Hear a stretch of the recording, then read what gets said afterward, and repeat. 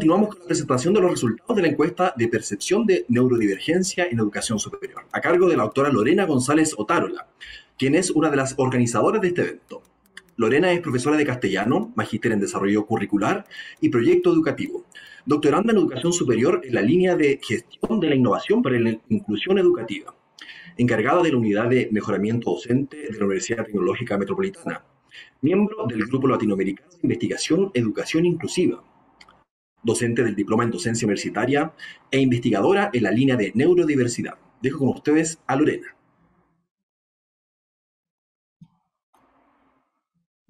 Muchísimas gracias, Franco, por esa presentación. Les saludo. Y tal como lo comunicó Franco, en este momento les vamos a compartir los resultados de la encuesta de percepción acerca de neurodivergencia que realizamos en la Universidad Tecnológica Metropolitana. No sé si... Ahí está moviéndose. Es importante señalar que esta encuesta y este estudio surge desde la inquietud primera del Centro de Desarrollo Social de la universidad, que tenía con intención de recabar la información referida a estudiantes que habitaran alguna neurodivergencia. Nos articulamos con la unidad de mejoramiento docente y vimos también la importancia de tener claridad en cuanto a las percepciones que se tienen en torno a la neurodivergencia, tanto de docentes como de estudiantes, y nos apoyó fuertemente a nivel estratégico la Dirección de Desarrollo Estratégico.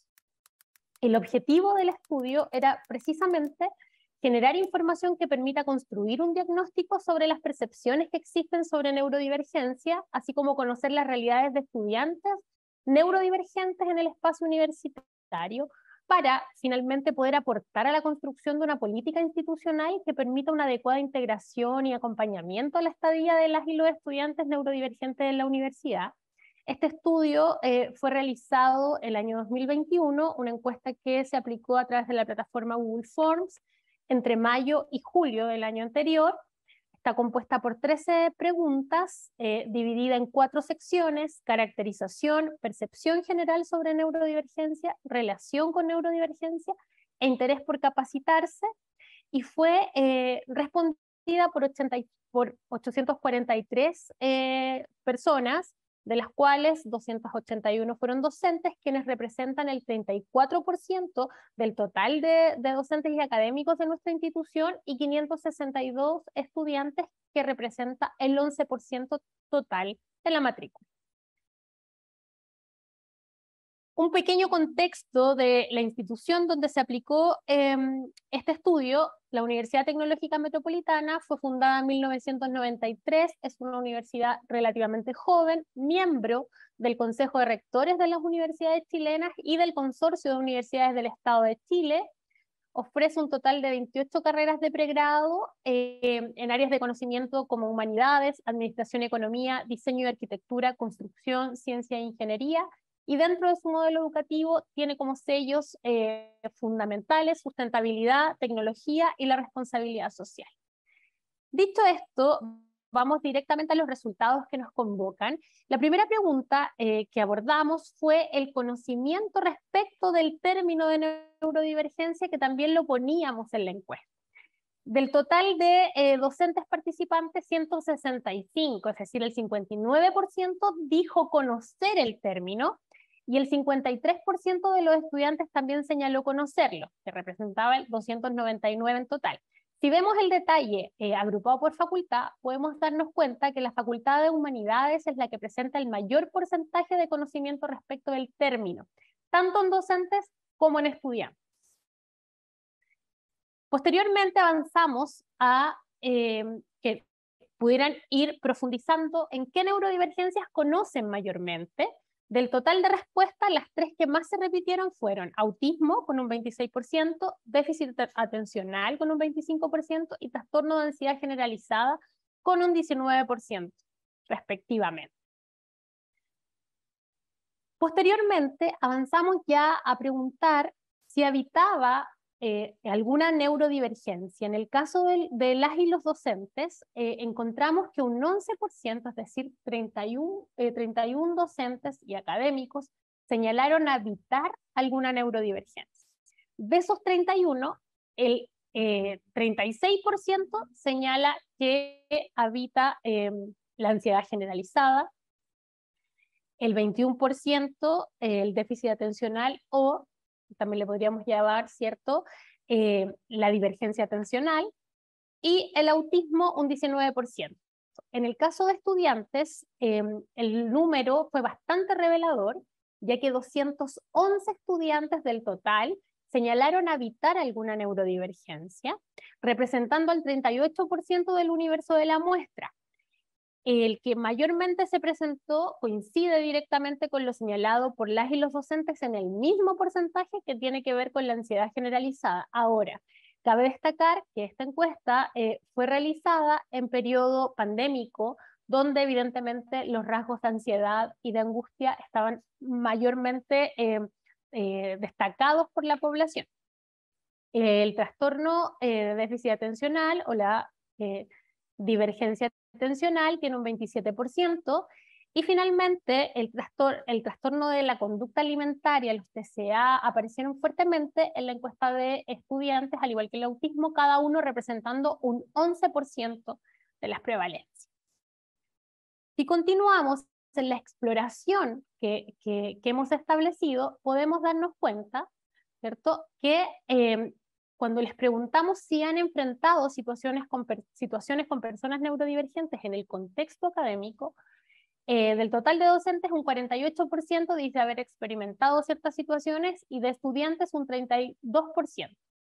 Cuando observamos también las facultades que más señalan haber experimentado estas situaciones son precisamente las facultades vinculadas con las humanidades, que coincide directamente con el nivel de conocimiento de la temática y la sensibilización que existe respecto de ella.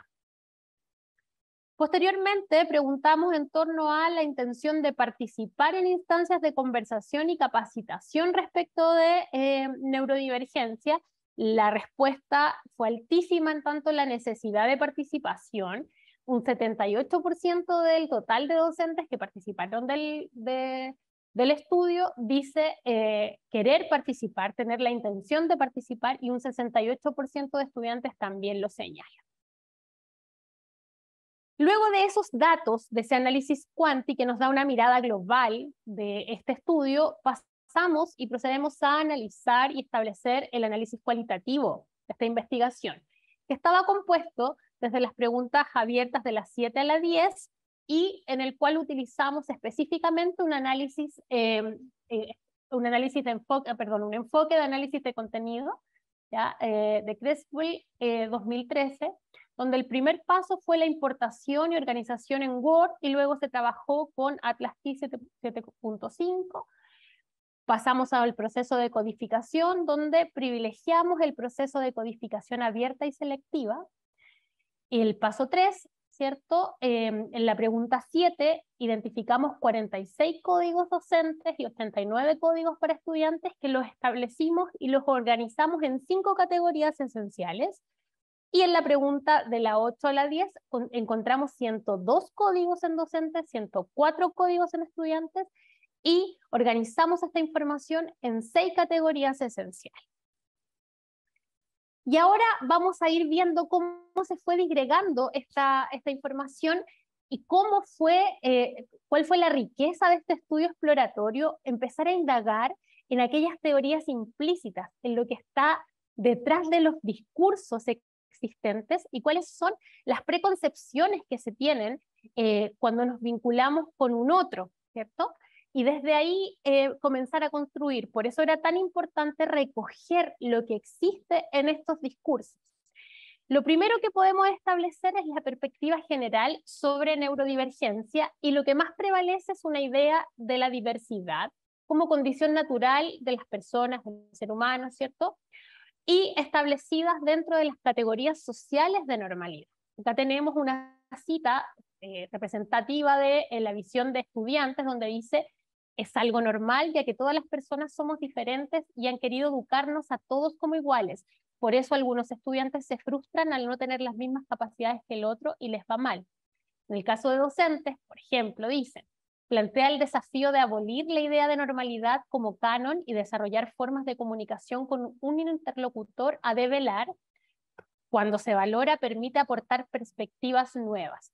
Por ende, se visualiza desde distintas orillas, ¿cierto?, la idea de entender que la diversidad neurocognitiva también es parte de otras categorías de diversidad, las diversidades que componen la naturaleza humana.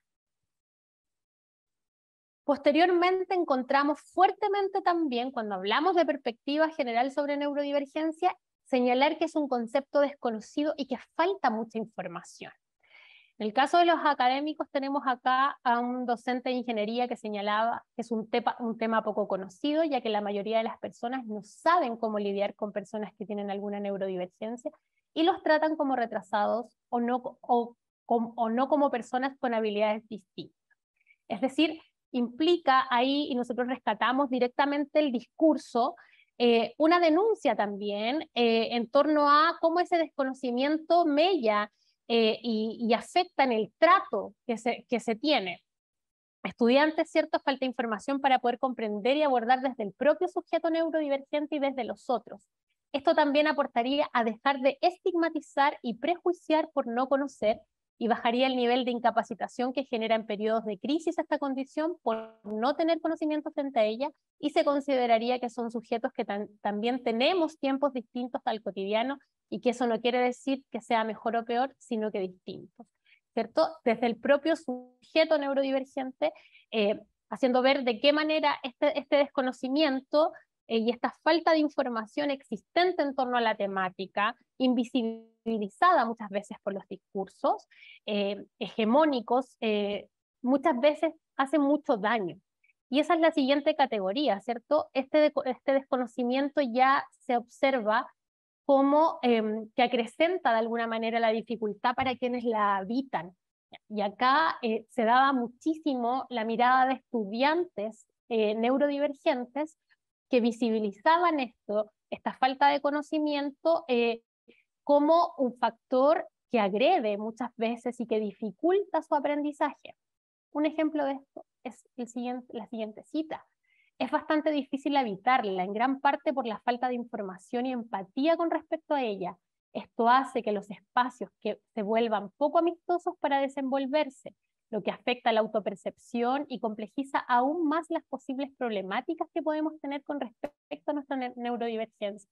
Es decir, el ambiente como tal no permite avanzar ni demostrar todas las capacidades que se tienen. Se genera esta triada psicosocial que rompe en el fondo el avance y que genera esta profecía autocumplida y que no permite un espacio resonante que dé cuenta de lo que se ha hablado hoy día en esta conferencia, por ejemplo, de la modificabilidad cognitiva estructural, y no permite ese avance, ¿no? Otro grupo, quizás minoritario, que la primera visión de asumir la neurodivergencia o entenderla como una categoría social dentro de la diversidad, es aquel grupo que observa también la neurodivergencia como un trastorno, como una enfermedad, ¿no? Por ejemplo, son trastornos que dificultan la capacidad de aprendizaje y concentración, es una clase de enfermedad. En el caso de docentes, trastornos neurológicos que alteran la personalidad, la comunicación y dificultan la adecuada inserción social, descontrol de la personalidad con muchas alteraciones violentas de la persona que lo sufre, inclusive con ánimo de suicida. Si se dan cuenta, es súper potente cuando vemos las palabras que se utilizan en estos discursos y cómo muchas veces este tipo de discursos, ¿cierto?, que son conceptos o preconceptos, generan estos prejuicios y generan una idea de homogeneización de un grupo, ¿ya? Y no pensando en que ese grupo es un espectro enorme de muchas diversidades que los atraviesan, ¿ya? Entonces vemos que tanto en estudiantes como en docentes, si bien hay un primer discurso muy fuerte y muy potente de entender la neurodivergencia dentro de categorías sociales de diversidad, también existe un grupo en el cual subyace la idea de trastorno, una enfermedad o alguna desviación de la normalidad, donde muchas veces genera disrupción en los espacios educativos. Cuando avanzamos hacia las perspectivas de abordaje, tenemos ahí una primera gran categoría que en el fondo se condice directamente con las necesidades señaladas anteriormente, que tiene que ver con la necesidad de visibilidad y de herramientas para el abordaje. Acá tenemos a un estudiante que señala, es algo que suele pasar desapercibido, y esto mismo evita el tener un diagnóstico con el cual poder trabajar, obligándonos a adaptarnos a un sistema que no es apto para nosotros. Necesitamos visibilidad y comprensión, no condescendencia, para en este caso poder desenvolvernos de buena manera en el ambiente universitario. Es súper profundo lo que se puede desentrañar de este discurso, de esta cita. Es una solicitud, es una exigencia que se vincula directamente con lo que nos decía Pamela anteriormente. Es en un país donde, digamos, se han aceptado, se han adherido a ciertos principios que aún sigamos sintiendo que debemos solicitar el respeto y el enfoque de derecho en el espacio educativo, es crítico. Y es claro el discurso que se señala acá: no necesito condescendencia, necesito que me conozcan y me respeten como soy. En el caso de docentes tenemos, por ejemplo, visibilizar y tomar en cuenta a las personas con neurodivergencias es muy importante para poder implementar políticas educacionales más amables. Debiera ser abordado para capacitar a los docentes sobre tan relevante tema que afecta a veces en el cómo se imparten las asignaturas. Es decir, es evidente que si yo todo lo diseño pensando solo en un cerebro neurotípico, cuando estoy generando experiencias de aprendizaje, voy a generar el fenómeno de exclusión. Y evidentemente va a haber un otro que sienta que no encaja, y no porque no tenga las competencias, sino porque el diseño no está pensado en su modelamiento, en su forma de percibir, de relacionarse, de aprender. Por eso es tan importante que esta información suba y que no solamente se conozca, este es el primer paso, pero que después también permee realmente la arquitectura y las estructuras educativas.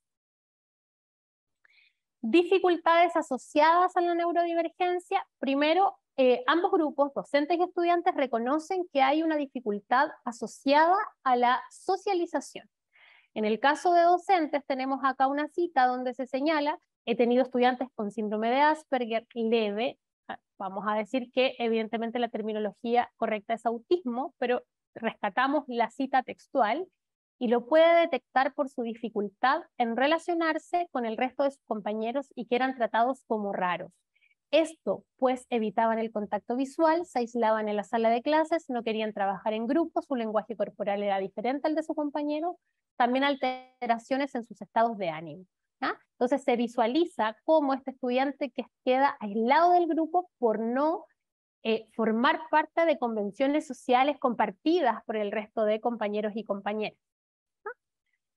Estudiantes dicen, otro docente, perdón, como docente conocí a un estudiante con serios problemas para relacionarse con sus compañeros, cuyo autismo fue detectado por el PAE, que es un organismo interno, ¿cierto?, por un docente que su hijo también lo padece, y ahora bien, lamentablemente el alumno nunca asumió su condición, le costó encontrar un lugar de práctica en circunstancias que técnica e intelectualmente está capacitado. O sea, también esos problemas de socialización también se vinculan directamente al desconocimiento del diagnóstico, el autoconocimiento y posteriormente también la inclusión y el entender en el fondo que esa diversidad es parte de la comunidad, ¿no?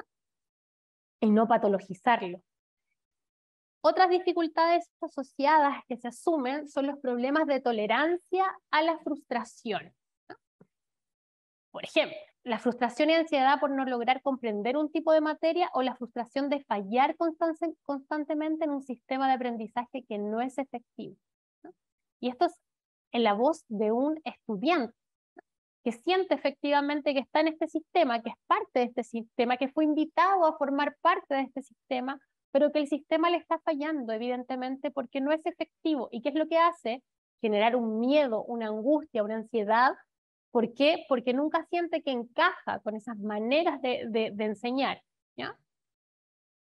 Otra cita: ha sido complejo, pues las observaciones a proyectos en curso no son bienvenidas y se toman en forma personal, desde la mirada del docente, ¿cierto? Entonces dice, bueno, me cuesta llegar, ¿por qué? Porque no es capaz de separar quizás en esa concreción esta crítica que la hago a su trabajo, lo asume como hacia su persona. ¿Cómo lo abordo? ¿Cómo lo trabajo? Posteriormente tenemos, ¿cierto?, dificultades asociadas a enfrentar situaciones evaluativas, que son también parte de la naturaleza humana. ¿Ya? Es complejo acercarse a situaciones evaluativas. ¿Ya? Tenemos acá, por ejemplo, una cita de un docente que señala que estudiantes que se declararon con TOC o trastornos de ansiedad, en particular respecto a evaluación y calificación, señalan también, ¿cierto?, dado que la perspectiva que apoyamos en torno a calificaciones trata de alejarse de la coacción y el ejercicio desmesurado de poder, luego de conversar y evaluar en detalle procesos y productos de los cursos. Dichos estudiantes han desarrollado vías de comunicación más expeditas y un desarrollo del trabajo de manera menos apremiante. Es decir, cuando le saqué la presión, hice ver y verbalizar, por ejemplo, que esta situación no es coercitiva, que esta situación la evaluación como una oportunidad de aprendizaje, generé un canal y un vínculo comunicativo con estos estudiantes de mucha mejor manera. Adecuaciones que no solo sirven para estudiantes neurodivergentes, sino que atiendan a la neurodiversidad presente en el aula. Está compuesta por estudiantes neurodivergentes y también estudiantes neurotípicos. Sigamos, y voy rapidito, y me encantaría poder explayarme mucho más con todo lo que hemos establecido, pero en honor al tiempo y por respeto al programa que sigue muy interesante, vamos a ir avanzando. Cuando avanzamos en las líneas de acción, ¿ya?, que también las levantamos de los propios sujetos protagonistas de esta relación en la sala de clases en la universidad, ¿cierto? En el caso de las y los estudiantes demuestran una alta disposición a incluir, a incorporar, así lo señalan, ya por eso lo consideramos con esas terminologías, y buscar soluciones a los problemas, ¿cierto?, para generar mejores trabajos colaborativos. Por ejemplo, en el grupo de compañeros que generalmente trabajo somos 2 personas con TDAH y hemos tenido que aprender a dividir tareas según nuestras habilidades y ritmos. Es bastante complicado, por lo que es importante tener un balance entre tener paciencia, pero a la vez presionarnos entre nosotros. ¿Se dan cuenta? Importante es el autoconocimiento para poder encontrar estos balances y cómo entre los mismos y las mismas estudiantes se autorregulan y se acompañan en estos procesos. El cuerpo docente manifiesta 2 posturas. Primero, ¿cierto?, que es la mayoritaria, señalan que se debe promover la participación en diversos grupos de trabajo. Desde su perspectiva, esto le ayudará a superar las dificultades. Y hay un segundo grupo, que es el minoritario, pero que también aparecen respuestas asociadas a esta problemática de la socialización, que se inclina por no obligarlos a trabajar en grupo. Dice, ya mejor no les pedimos que trabajen en grupo y les decimos que ellos pueden trabajar individualmente. O sea, a lo que voy es que, si bien existe mayoritariamente la idea de potenciar el trabajo colaborativo y cooperativo para poder avanzar y traspasar la barrera de la socialización, hay un grupo minoritario de docentes, pero lo hay, que señala que cree que una estrategia para superar esta dificultad sería precisamente evitando este tipo de trabajo. Líneas de acción para enfrentar, ¿cierto?, la atención y la concentración. Primero tenemos acá lo que pasa con estudiantes que señalan que ellos apoyan académicamente a sus pares a través de acciones personalizadas, repasar los contenidos, explicárselos de manera distinta, respetar sus tiempos, tener paciencia, mucho de entregar las instrucciones nuevamente, porque muchas veces dicen, y hay relatos muy interesantes, donde estudiantes señalan, bueno, mi profesor dio las indicaciones en voz alta, no las dejó anotadas, no las escribió, entonces mi compañero no supo qué hacer, no sabía cómo realizarlas, así que yo las escribí y se las ordené, y así él lo pudo comprender de mejor manera, por ejemplo. Con el grupo de compañeros que generalmente trabajo, bueno, esto ya lo habíamos visto, así que vamos a pasar a la siguiente. En el caso del cuerpo docente, mayoritariamente se inclinan a la personalización de la enseñanza para poder aportar y apoyar en el ámbito de la atención y la concentración. ¿Qué quiere decir esto? Mayor número de tutorías, explicar los contenidos más de una vez, ¿cierto? Como hacer más bien una visión desde lo especial que desde la inclusión propiamente tal, ¿ya? Que ahí también es súper importante todos los planos que uno puede llevar a cabo de análisis de discurso en este estudio. En esta oportunidad trabajamos, lo que estamos compartiendo ahora tiene que ver con lo general, pero sí podemos atravesar este mismo estudio con otras categorías, ¿ya? Un segundo nivel encontramos adaptaciones más específicas a las estrategias de enseñanza. Acá, por ejemplo, los docentes dicen cosas súper concretas y dicen, deberíamos trabajar con entregar instrucciones más breves y precisas, reconocer sus tiempos de concentración, utilizar presentaciones con ideas claras y sintéticas, identificar sus motivaciones y utilizarlas en la enseñanza, el uso de metodologías de aprendizaje activo. Dice, por ejemplo, he tenido estudiantes con Asperger y déficit atencional. En dichos casos he tenido que realizar mayor cantidad de tutorías y una atención un poco más dirigida. Mi metodología de enseñanza incluye métodos activos y por tanto los alumnos tienen mejor comprensión de los conceptos teóricos. Si ustedes se dan cuenta, en las líneas que los docentes coinciden en tanto ajustes determinados a la metodología en general y no desde la mirada especial, se alinea bastante con los principios que nos presenta el DUA, ¿ya? En el ámbito psicoemocional, que es sumamente importante, en general existe conciencia de que no solo se requiere apoyo académico, es decir, no basta con que yo modifique ciertas prácticas, ciertos diseños pedagógicos, que ponga tutorías, sino que esto se debe considerar como un abordaje integral.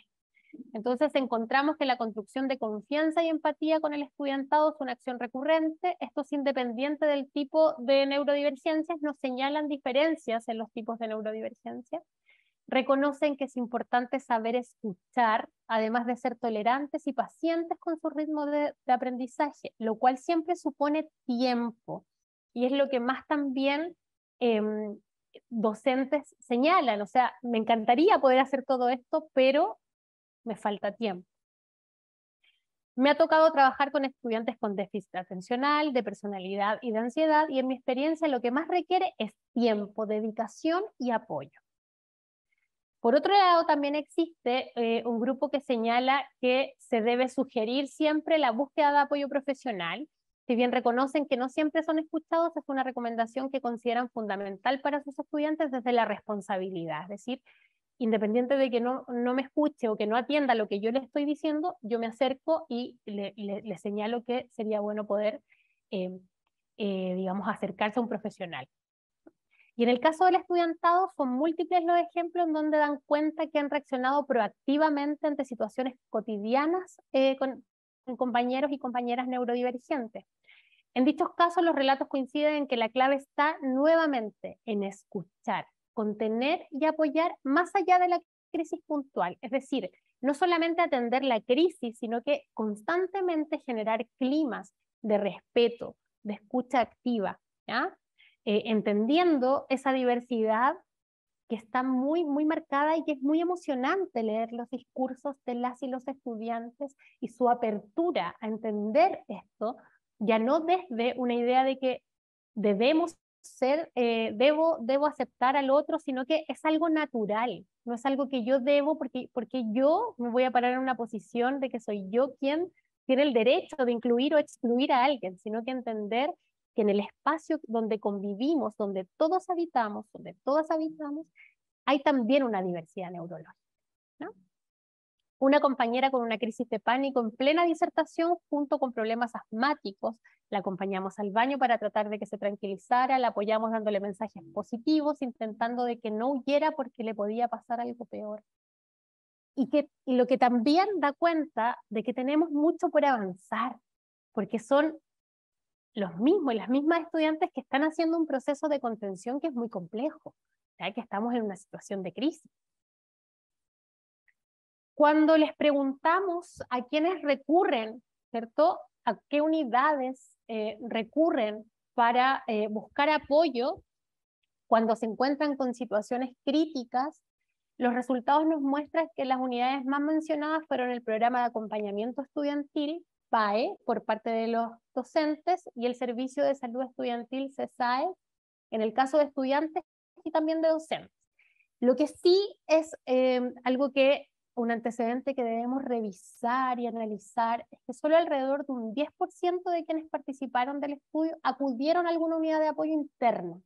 Y aquí tenemos la cantidad de docentes y estudiantes que señala a qué apoyo se presentó, ¿cierto? En el caso de docentes, como decíamos, programa de acompañamiento estudiantil, servicio de salud estudiantil, luego ya en dirección de escuela, en base a mi experiencia, dirección de carrera, unidad de mejoramiento docente, colegas, familia, y en el caso de estudiantes, primero que todo, el servicio de salud estudiantil, luego psicóloga sin identificar si interna o externa, otros señalan fuera de UTEM, particular FONASA, psiquiatra, ya el programa de acompañamiento estudiantil, psicólogos UTEM. Entonces, estos antecedentes también nos dan cuenta de que tenemos que recorrer un camino de comunicación efectiva de estos apoyos que se presentan, articularnos para poder seguir avanzando. Finalmente, y para concluir, porque el tiempo apremia, ¿cierto? Es importante mencionar algunas conclusiones, ¿no? Lo primero es que los resultados del cuestionario primero nos permiten afirmar que entre quienes participaron del estudio, la mitad reconoce conocer el término.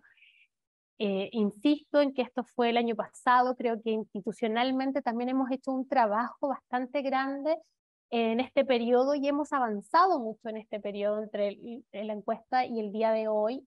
Este seminario, ¿cierto?, es también parte de este trabajo que estamos haciendo para poder sensibilizar y visibilizar la temática, ¿no?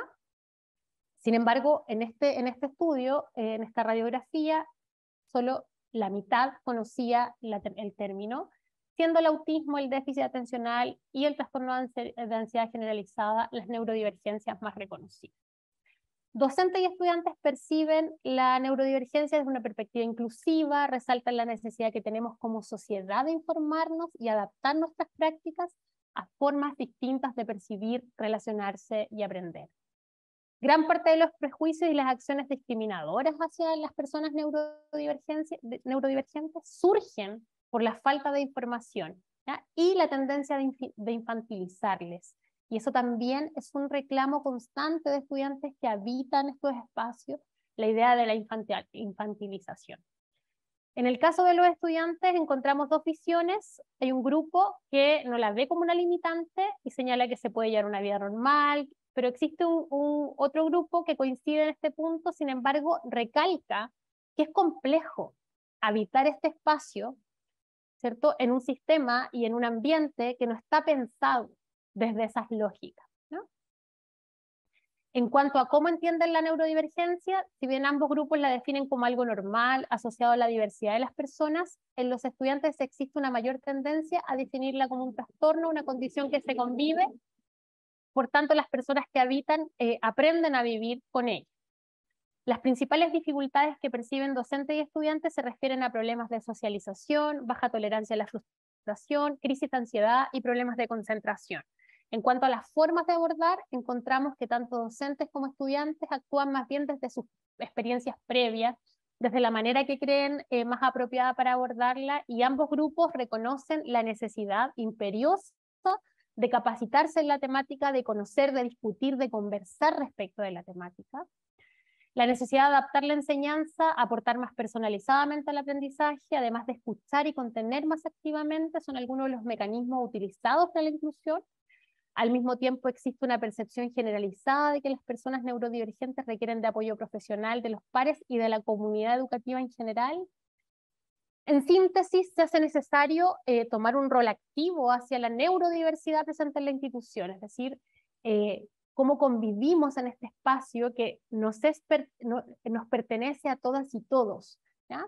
La entrega de información, las formas de abordarla y las unidades y profesionales de apoyo existentes en la institución debemos ser socializados con la comunidad en corto plazo, debemos trabajar articuladamente, debemos aunar las iniciativas, se están haciendo cosas, estamos articulándonos, estamos avanzando y queremos seguir trabajando en ello, ¿ya?